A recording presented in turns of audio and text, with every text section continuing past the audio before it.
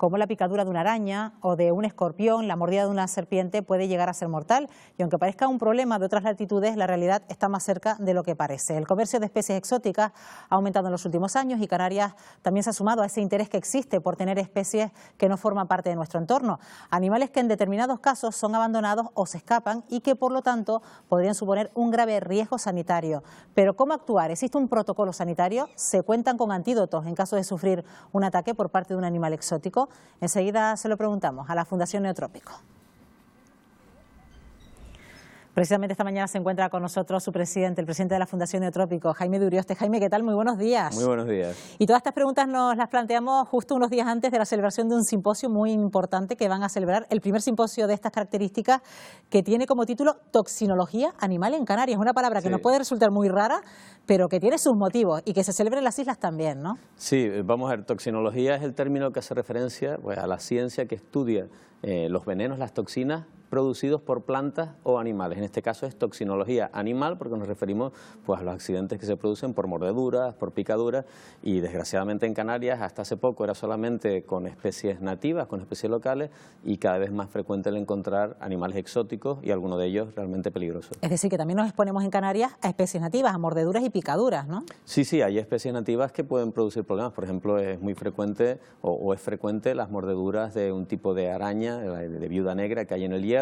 En el resto del archipiélago las toxinas que producen esta especie son más suaves, pero las poblaciones del hierro son un poquito más graves y a veces hace falta trasladar a un herido desde el hierro hasta el hospital de referencia de Tenerife. Pero estos peligros aumentan a medida que los canarios nos hemos sumado a esa moda de comprar, de tener en casa una mascota de origen exótico, ¿no? Exacto, cada vez encontramos más cobras, mambas negras, víboras del Gabón, escorpiones, tarántulas, y desgraciadamente la motivación para este simposio es precisamente el poder formar a todo ese personal sanitario en los protocolos necesarios para ver cómo hacer frente a un accidente de este estilo que hasta ahora en Canarias no era habitual.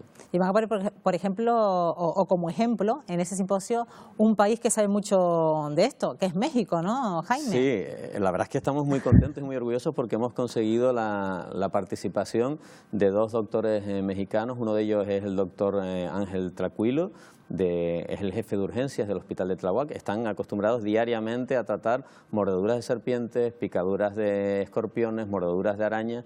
Y el otro es el doctor Héctor Cartas, que viene del laboratorio Silanes, que la verdad es que nos sentimos muy orgullosos porque es uno de los 3-4 laboratorios más importantes a nivel mundial a la hora de producir antídotos contra este tipo de animales. ¿Y cada animal tiene su antídoto? ¿Cada picadura tiene también su antiveneno? ¿Cómo funciona, Jaime? Es así, y además es tan específico como que incluso distintas poblaciones de la misma especie tienen distintas composiciones de veneno. O sea, por ejemplo, hay serpientes de cascabel de la costa este de Estados Unidos cuya composición es diferente a la de la costa oeste, y entonces el mismo antiveneno no sirve para las dos, ¿no? Se intentan fabricar venenos polivalentes, que quiere decir que cubren varias especies, pero es un procedimiento costosísimo y complejo. ¿Pero sale rentable realmente?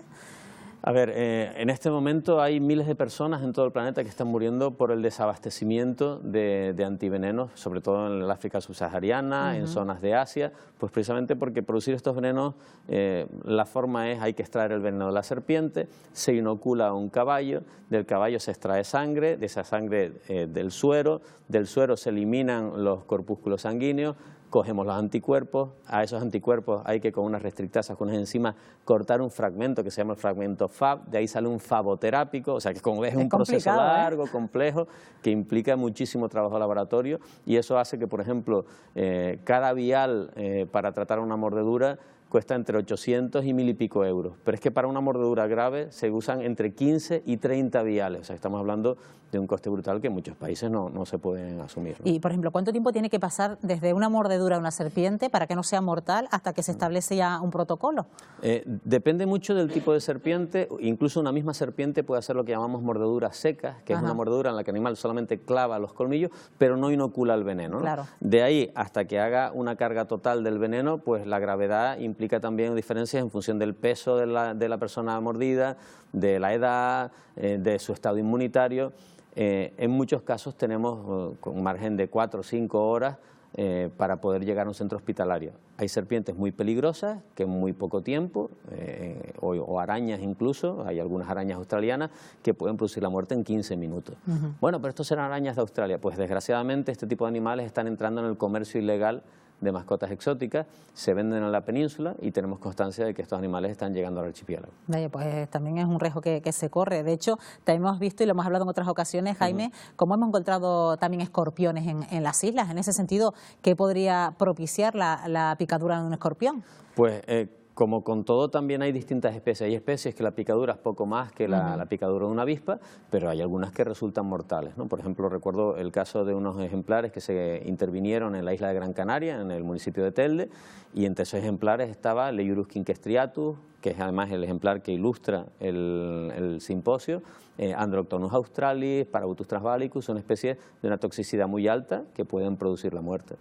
¿Hay datos en Canarias de que alguna persona haya sufrido alguna mordedura, haya sido mortal o una picadura por una mascota exótica, incluso endémica de aquí de las islas, ¿no? Sí, hay muchos datos de mordeduras de especies nativas que han tenido complicaciones, como complicamos, por ejemplo, esas Latrodectus, esas especies de viuda negra en el Hierro, o incluso el caso de la mordedura de una araña violinista en Gran Canaria, que tuvo como consecuencia la amputación de ambas piernas, una mano, un fallo sistémico, parada cardiorrespiratoria, entró en coma el accidentado.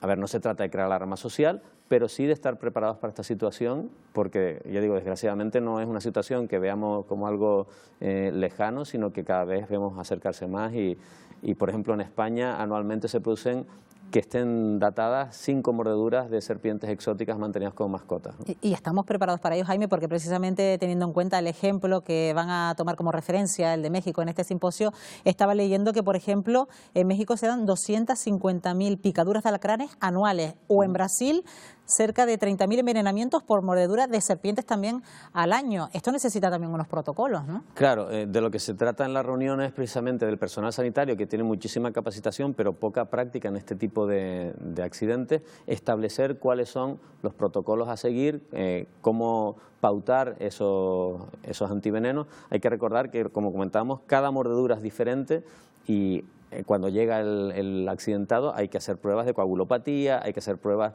para ver de qué forma ese veneno está afectando y en función de eso hay que diluir más o menos los antivenenos. Es decir, esto no es una cosa matemática que podamos directamente, como en las películas, decir, me muerde, me pongo el antiveneno y ya está, ya estoy salvado, ¿no? Hace falta un protocolo largo y esa formación es la que es imprescindible. ¿Y a qué me destina este simposio, Jaime?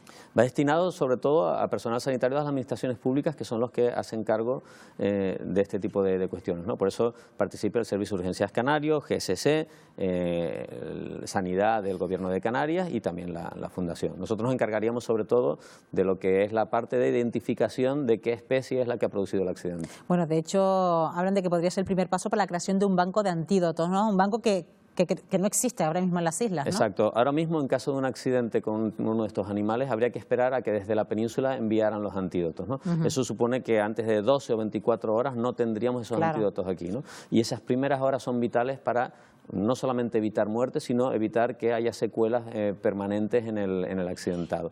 La tenencia del banco de antídotos aquí en el archipiélago se basa en tener una serie de dosis de choque. No podemos tener los tratamientos completos para todas las especies de serpientes porque sería imposible y además económicamente inviable. Es tener esas dosis de choque para dar tiempo a que en 12 o 24 horas llegara al resto del tratamiento desde la península. Bueno, pues interesante simposio, el de este próximo jueves 16 de mayo, simposio de toxinología animal en Canarias, en el Hotel Escuela de Santa Cruz de Tenerife. Jaime Durioste, presidente de la Fundación Neotrópico, gracias una vez más por estar aquí en Buenos Días Canarias. Gracias a ustedes, buenos días. Buenos días.